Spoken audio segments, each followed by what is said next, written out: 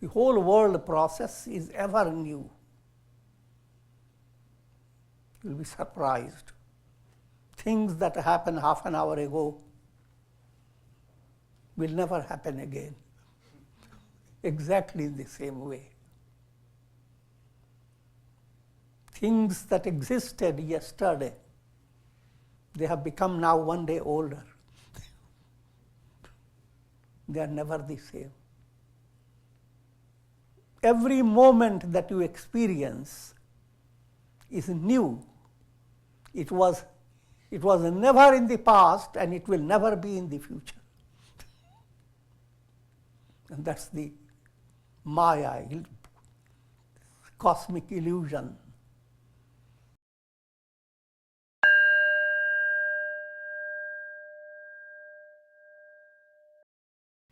Om Nilambujasyamalakomalangam Sita Samaropita Vamabhagam Panau Maha Sayakacharu Chapam Namami Ramam Raghuvanshanatham. Adorations to Lord Rama, whose complexion is like a blue lotus, is very tender and delightful in appearance. Sita is seated on his left side, and he is carrying a powerful bow and arrow in his hands.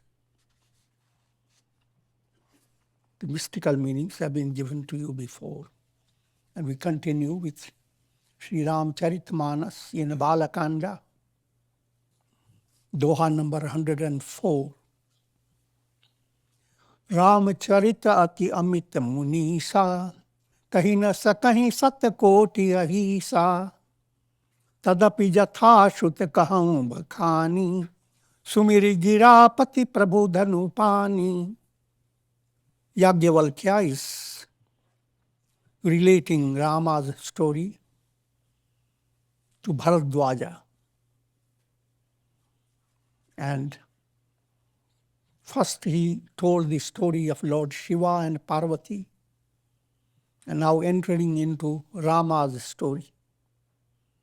Bharadwaja is exceedingly joyous, thrilled, and expresses his intense eagerness to learn more of Rama. Yajnavalkya says, O Munishwar, the Lord of Munis, sages, Rama's story is boundless. Even 100 million Sheshnags are symbolic of cosmic mind. Cosmic mind with mentations, thought waves. Thought waves are the hoods. The entire world's process is a big projection. Projection of the mind, of the screen of consciousness. Believe it or not.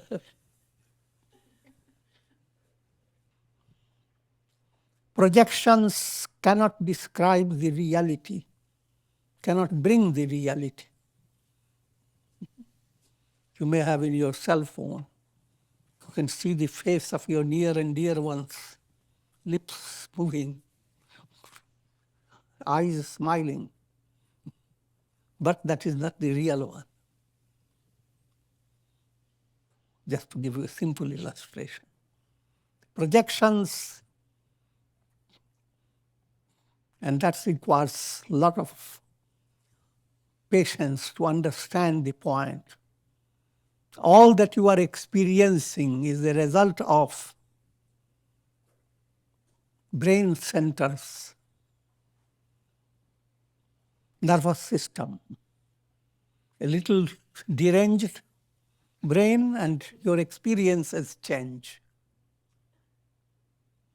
And that's what you accumulate during a whole lifetime. And there is a purpose behind it. The purpose is to understand the nature of bondage and to be released. As long as you are bonded with the projections. You are watching a cinema show. As long as you are involved in the show, you are not aware of the screen that remains ever unaffected. Soul within you is essentially like the screen, untouched by all projections, beyond time and space, beyond happenings. That soul is known as Brahman, Satchidananda, and Rama. All these are synonyms. So Ramacharit,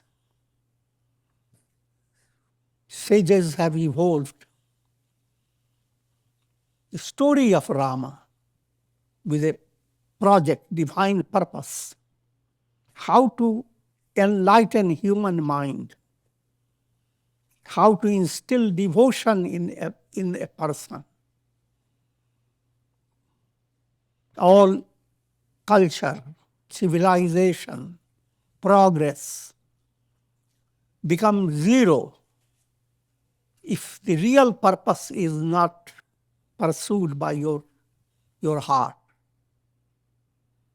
And the real purpose is discovering love of God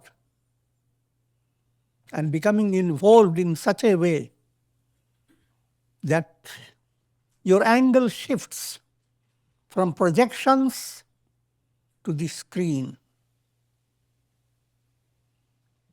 Put it in another way, allegorically speaking, Rama is like the sun. Projections are all the illuminations of the sun. You are wandering in a world of illuminations, and that is countless. No artist can present all the illuminations. No writer, no poet can describe all the illuminations of the sun. But all these illuminations are expressing the glory of the sun. Now you can figure out how can Rama be described. His story is countless. However, sages have emboldened themselves to bring out an allegorical story of Rama, to help every individual to follow the path of spirituality leading to liberation. Simple point.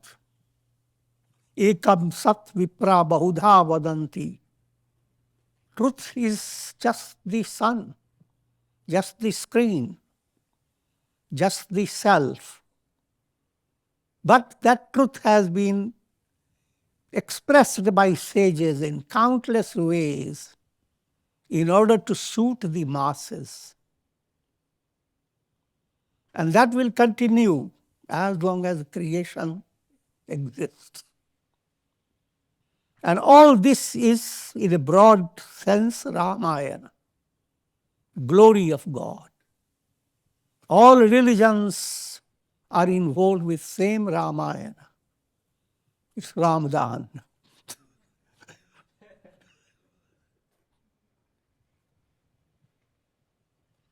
Sharad Darunari Samaswami Ram Sutradhar Antarjami Jehi par kripa karahi janu jani Kavi ur ajir na chavahi bani. Saraswati Devi, who is the source of all inspiration, the source of all poetic expressions. Saraswati brings out God's glory in countless ways, inspires people to follow the spiritual path. That Saraswati is like a puppet in the hands of Rama, Brahman. And this whole world is a puppet show. That Rama is the controller, director of that show, Sutradhar. And he is the indwelling presence, Antaryami, the knower of your heart. You may think you know your heart, but you don't. Until you find the real you. The real you is not you. It is just one absolute you. Real you, just like there are so many reflected suns. Each sun asserts itself, I am the knower. I know my world, Ghata, that means I'm referring to the pot world. But the real knower is the sun. Follow this simile to understand it better. Who am I? Who is the knower? Who is the enjoyer? These are the subtle questions presented by Vedantic scriptures.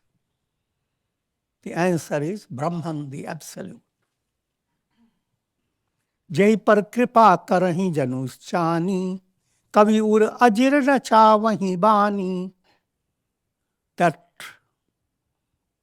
Rama showers his grace on his devotee. And in order to do so, he allows Goddess Saraswati to dance in the heart of the devotee. Hridayangan mein, in the courtyard of your heart, Saraswati begins to dance. Prior to this, think of some devilish dance. Simple point to understand: when you do a lot of japa, live your life in a rhythmic pattern, blend the integral yoga in daily life, you develop glimpses of the dance of Goddess Saraswati. What does it imply? You develop inspiration, inspiring insights. And as a sadhaka, whenever you have inspiring insight, write it down, otherwise it will fly away from you.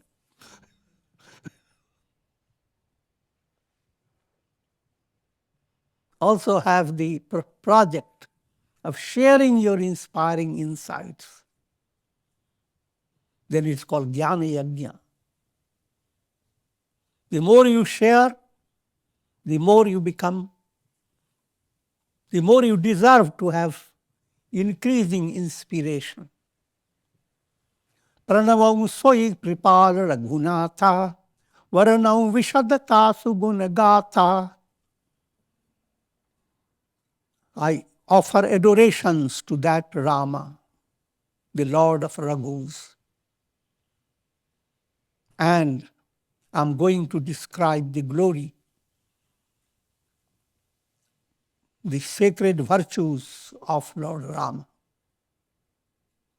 Paramaramya girivaru kailasu, sada jaha Shiva uma nivasu.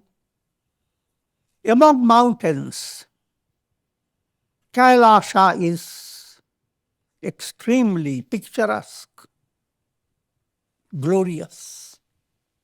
And there, Shiva and Parvati dwell all the time. You always understand there are two aspects of this, of all these Puranic stories and a story of Ramayana. One is a storyline. This is the setting of the storyline, this Kailasa mountain. And there Shiva and Parvati abide. In a mystical line, Kailasa mountain is the divine potentiality that exists in every individual.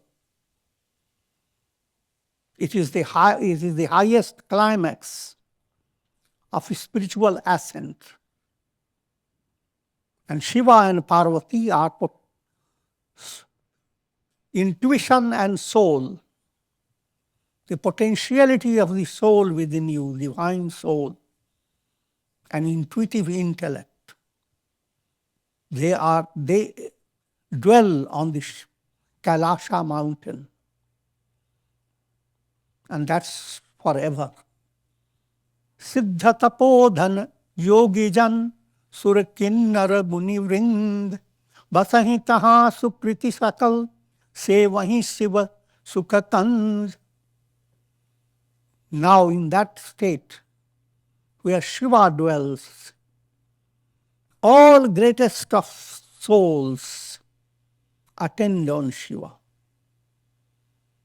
Siddhas, those who have perfected their yogic practice in different levels, there are different types of siddhas. Advanced siddhas are those who have attained enlightenment. The less advanced ones have attained various psychic powers. Tapasvis, those who are devoted to austerity. Austerity is mental concentration in different stages. Yogis, gods, kinnaras, these are all superhuman beings. Munis, Muni term comes from reflection. Those who practice manana with silence, mauna. In other words, Shiva is just like the best of radiations are close to the sun. In the same way, the best of the forces of light, they exist along with Shiva. This is an allegorical description. Harihara vimukha dharma rati nahi, te nartah sapne hu nahi jahi. Those who are against Vishnu and Mahadeva, Hari and Hara, I have explained that Lord Hari, in a Puranic stories, highly allegorical, Hari plays the role of a stealer. Hara plays the role of robber. If you have developed divine qualities, just think of the Krishna story. Whoever had created butter, Krishna was ready to steal the butter. If you develop in your personality divine qualities, you don't have to worry, when will God come? Without your knowing, He comes. How do you know He came? A tremendous change occurs in you. You experience miracle of divine grace. So that's the role of a Hari. The role of a Hara, when knowledge advances, this advancement of Tattva Gyan, knowledge of the self. Just like when the sun shines, darkness begins to run away. Sun chases the darkness away. So at that stage, same God who is Hari plays the role of a Hara, driving all your illusions in a very stern manner, speaking allegorically. Both stages have to come in every individual for attaining enlightenment. Vishnu's role, developing divine qualities. Then you are pleasing Vishnu. Daivi Sampat. Abhayam Sattva Shuddhi, remember those points. Fearlessness, purity of heart. Teja Kshama Dhriti. Forgiveness. Generosity, humility. All qualities as you develop You are pleasing Lord Vishnu aspect of God. But in order to secure these qualities, you have to have jnana. As jnana, knowledge, all this is Brahman. That jnana begins to unfold. Then Lord Shiva's aspect has started working. He is the destroyer of the world process. So those who are against Lord Hari and Lord Shiva,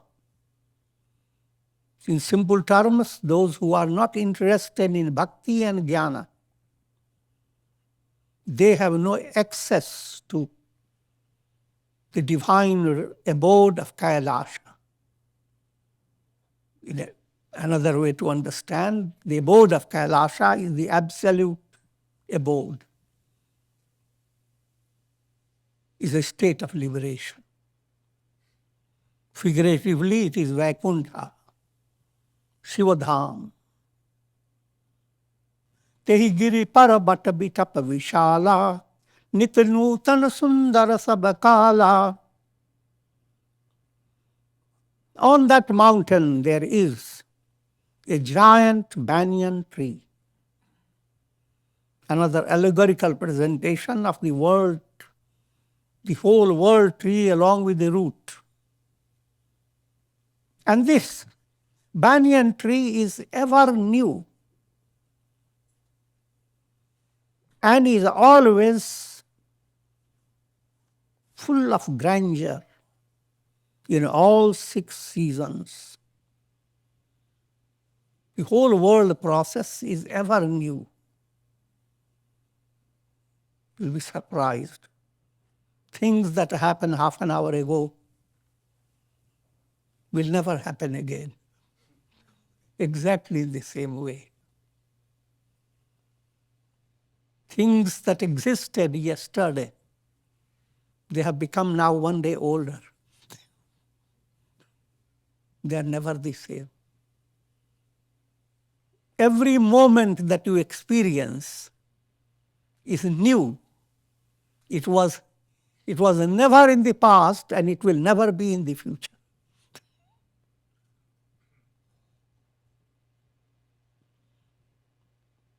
And that's the Maya, cosmic illusion. It has 2 implications. If you are following your sadhana, you will discover spiritual planes, spiritual levels within your personality, planes of inspiration, more and more. Your life will not be a boring life. And another aspect is just a reality. As long as you are working in a world of time and space, seconds move on to minutes, minutes move on to hours. All things are constantly flowing. If you have developed spiritual sensitivity, then you allow every day to become enriching for your soul. You do not live in the past, nor keep your mind extended in future, but enjoy every day as much as you can. Live in the best way possible. Live your day. Don't leave behind things that are important and of profound interest. Trividha Samir Sushita Lishaya Shiva Vishrama Vitapashruti Gaya. And the wind blows 3 types. Sheetal Manda Sugandh. Cool, gentle, fragrant. Of course, you can take it literally. You go into best places for relaxation by a river or by the ocean or near a forest, and you enjoy Sheetal Mand Sugandh. If your mind is not agitated, Manonash has started. You take things cool, Sheetal. How cool. And if your vasanas begin to be purified, subtle impressions, Mand, how gracious, how gentle.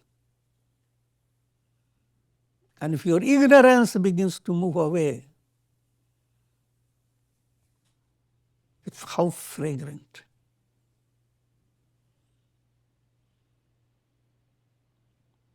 You must realize you always live in three worlds. The world of practical reality, the mind and senses. The world of your feelings, sentiments. And the world of your understanding. If you are harmonized with your practical world, you call it cool. How cool.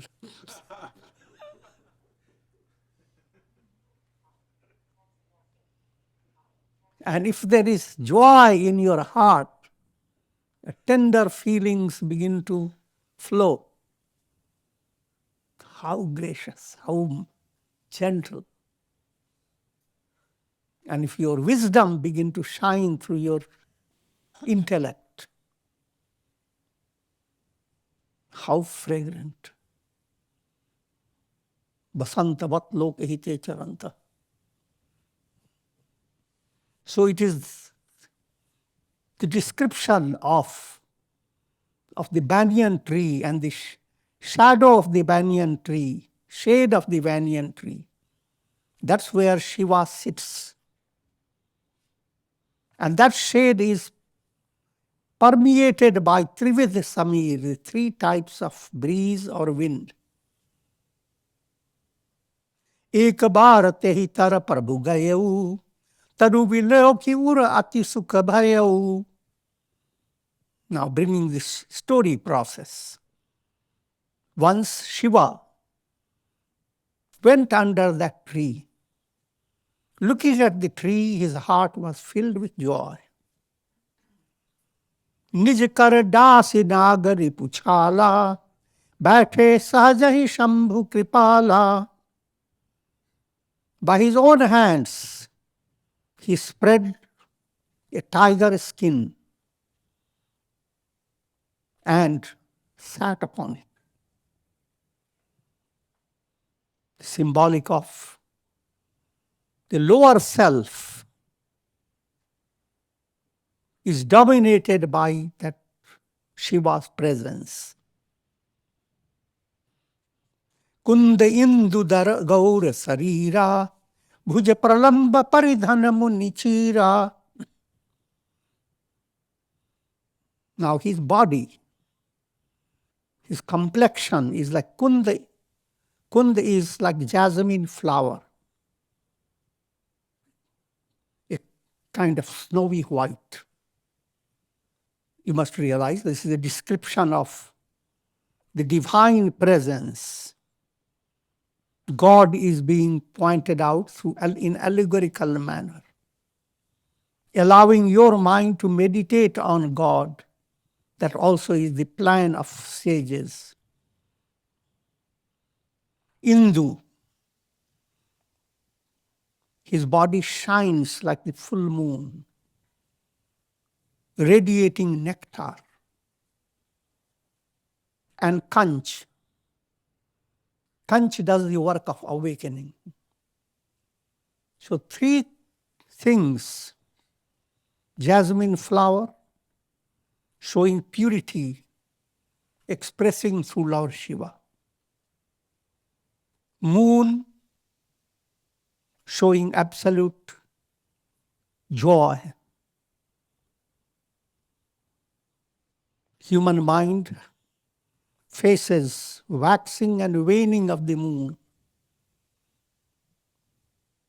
In Shiva, moon remains completely under control. Must turn your attention to the term lunatic. La luna.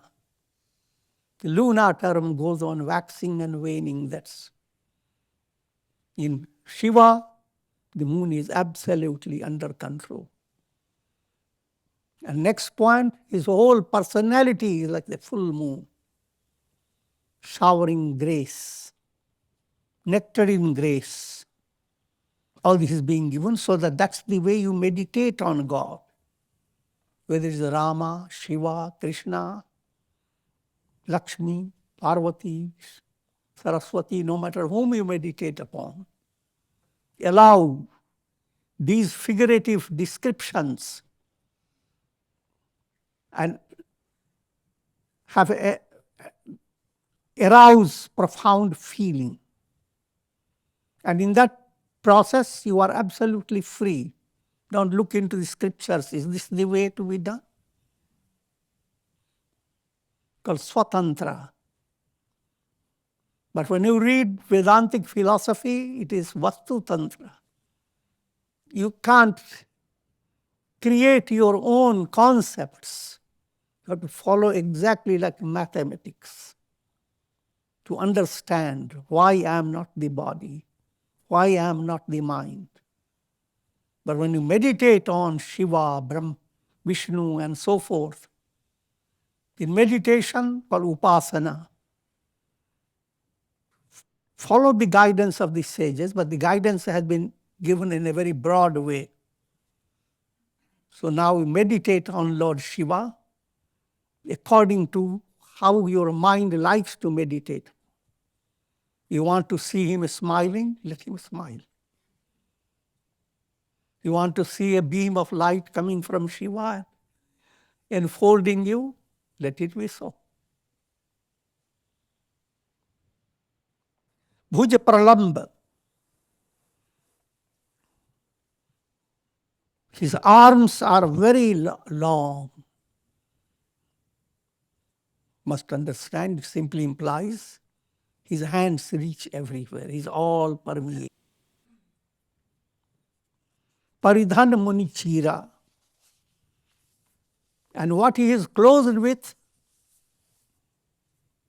The clothes of Munis. Munis are those who are clothed with divine virtues.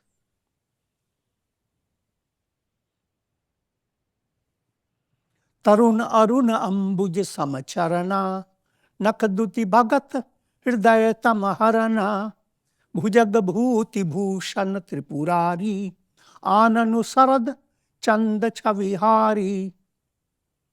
His feet are like newly blossomed lotus, red in color. Red is the mystical color of divine love. Lali mere lal ki, jit dekhaun lal.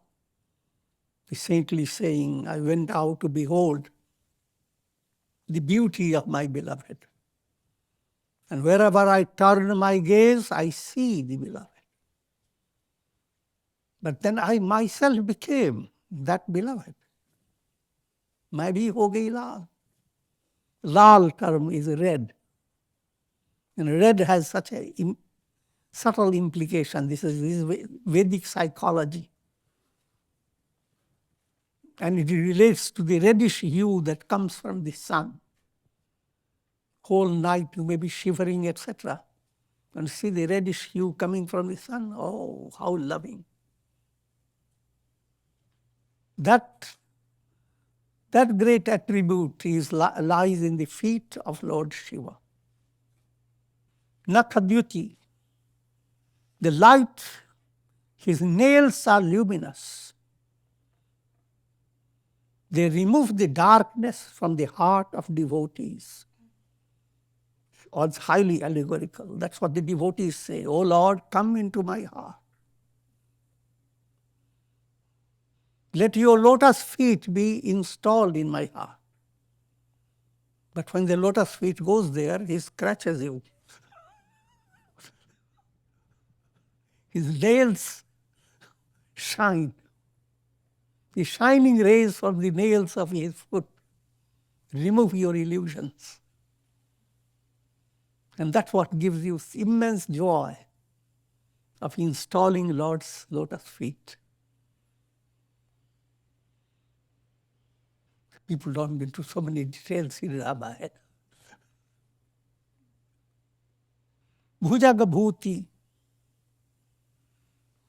Now, his ornaments, first great ornament is Sheshnag, snake. That snake relates to Kundalini Shakti. All the powers of the cosmos are described in the terms of Kundalini Shakti. Bhujag, in that one word, means the entire, all the powers, physical, mental, spiritual, all powers go to form his ornament, this wrap around his neck. Bhuti is a short term for vibhuti.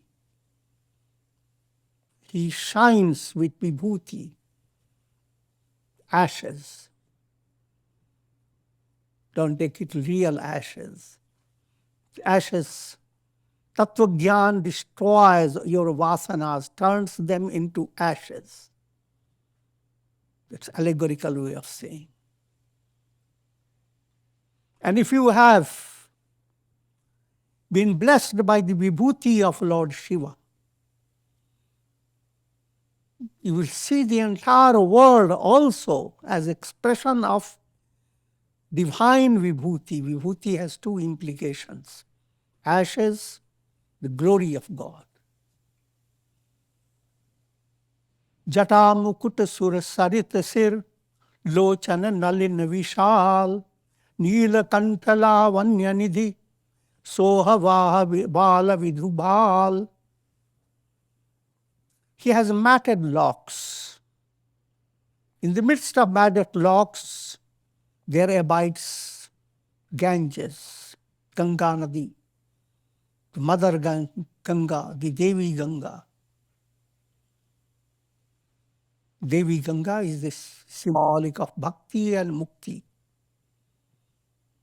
Bhakti and mukti abide in the matted locks, in the mystic head of Lord Shiva.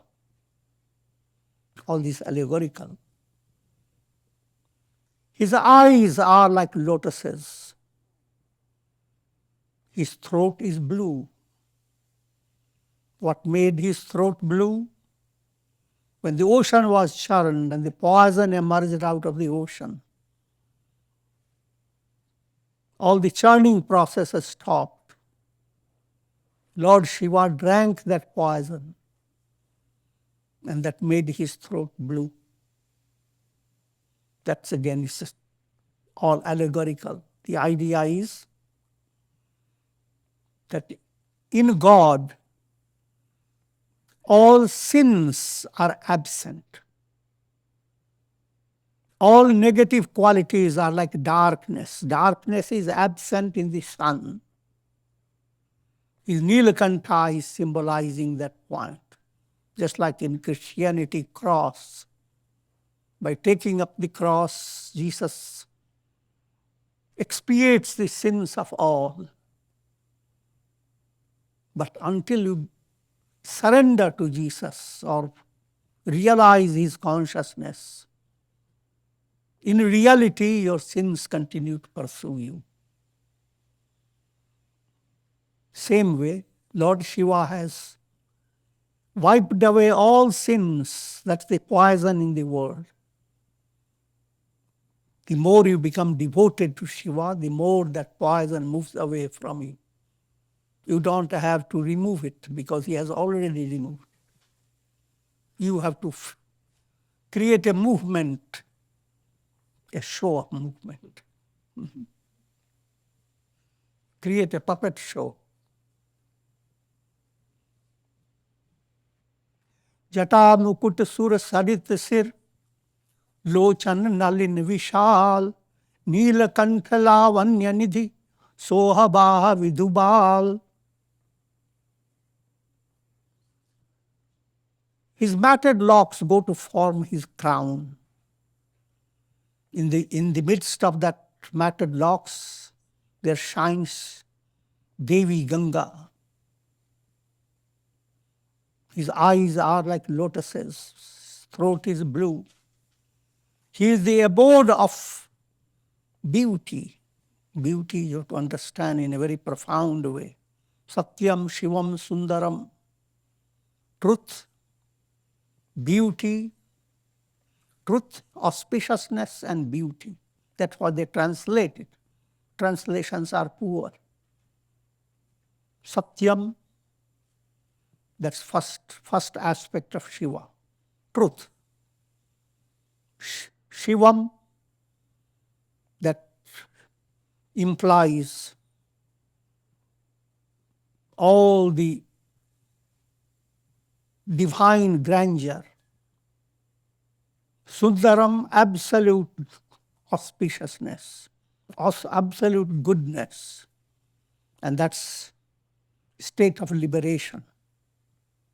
बैठे सोह काम रिपु कैसे, धरे शरीर शांत रस जैसे. Shiva, who is the enemy of kama, kama ripu, worldly desire, that's called kama. Vishaya ras, going after worldly pleasure. That mind, when it is dominated by kama, it goes after worldly pleasure. That kama becomes destroyed as you advance on the spiritual path. As you come closer to Shiva, overcoming kama becomes just no effort. He is seated as if the sentiment of peace, shantaras, the very shanti, peace that we say in the Upanishad, has become embodied. Not peace that has gone into pieces. Human peace is in pieces. Something here, something there, something. But he is all peace. Parvati bhala o sarujani, gayi sambhu pahi matu bhavani. Finding this best opportunity, Parvati went close to Shiva. Parvati, who is Bhavani, the mother of the universe. Jani priya adaru ati kinha, bama bhaga asanu aradinha. Shiva welcomed Parvati, let her sit on his left side.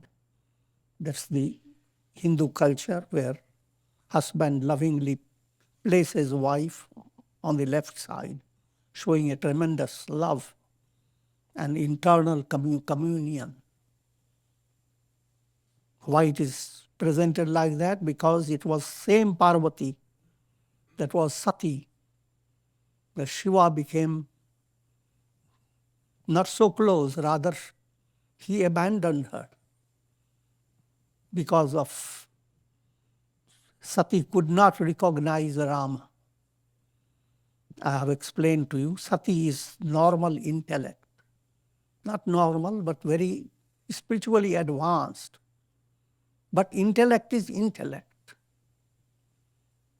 And if you really want to be advanced, the intellect must undergo a change. Must enter into the fire of samadhi. Sati entered into fire of samadhi. And now she has emerged and is Parvati. Intuitive intellect. And it is that intuitive intellect that asks Shiva about the story of Rama. Therefore, whatever Shiva is going to say will be most authentic. That has been Tulsi Dasji's plan to show authenticity of what is being said in Ramayana. It doesn't say, I am saying it. No. Shiva said it. To whom? Parvati. So no more arguments.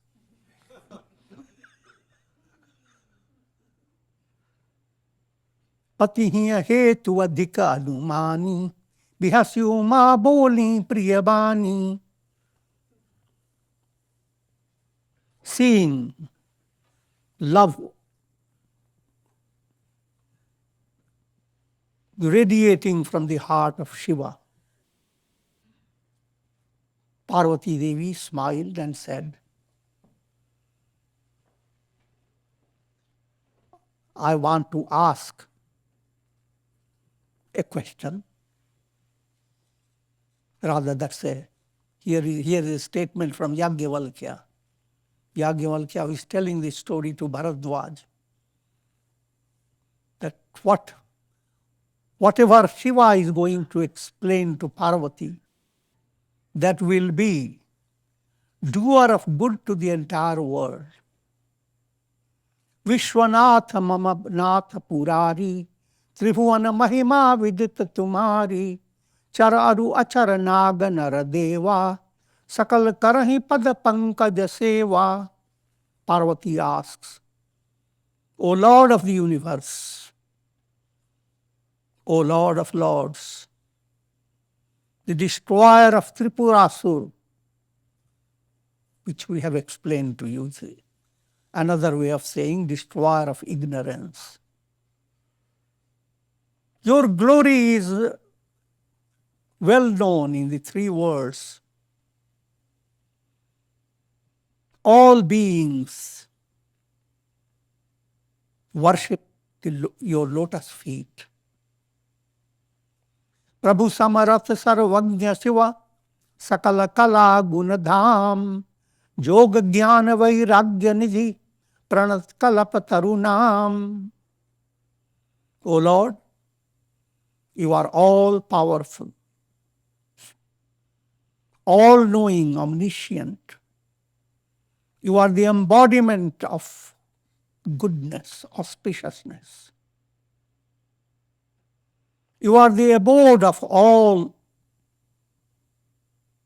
expressions of beauteous arts and all great virtuous qualities. You are the treasure store of yoga, jnana, knowledge, and vairagya, dispassion.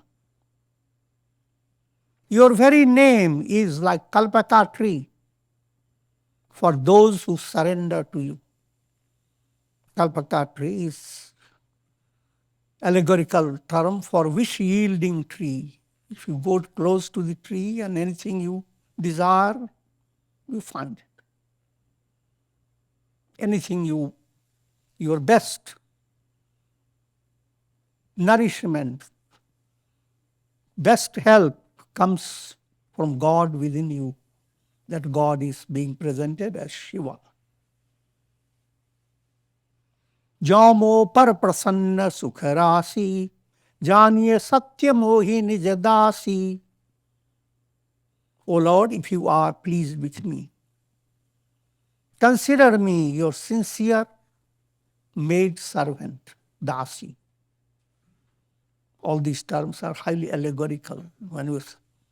By saying Dasi, the finger is pointing to different stages of devotion, different forms of devotion. Just to enumerate for you, Shanta Rasa. People who are devoted to God, but they don't give any expression, it's peaceful. Vatsalya Rasa. People who love God as if God is a baby. Motherly, parental love. It can go other way around. View yourself as baby. and God as the Divine Mother. It's called Vatsalya Bhava. The bhava that is suitable to all without difficulty is Dasya Bhava. View yourself an instrument in divine hands, a slave.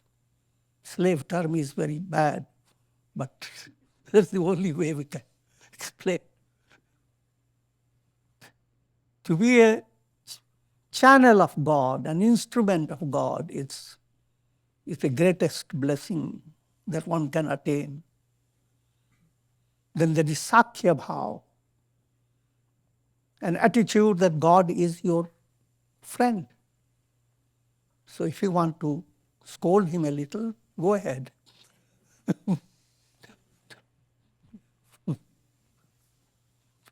Don't feel, have I done such a big sinful act to say to God some things like that? Not at all. God is your friend of friends. Open your heart to him. While you are scolding, suddenly you realize all your scolding has turned into something divine. God has repaid you with his love. And then it's called Madhurya Bhava. Madhurya is, in worldly terms, amorous, but has nothing to do with human love. It's absolute love. तो प्रभु करहु मोर अज्ञाना कहि रघुनाथ कथा विदीनाना. O Lord, remove my ignorance by relating to me the various stories of Lord Rama. That's how the Ramayana begins. And with this we'll conclude. Om Purnamadaha Purnamidam Purnat Purnamudachyate Purnasya Purnamadaya Purnamevavashishyate. Om Shanti Shanti Shanti.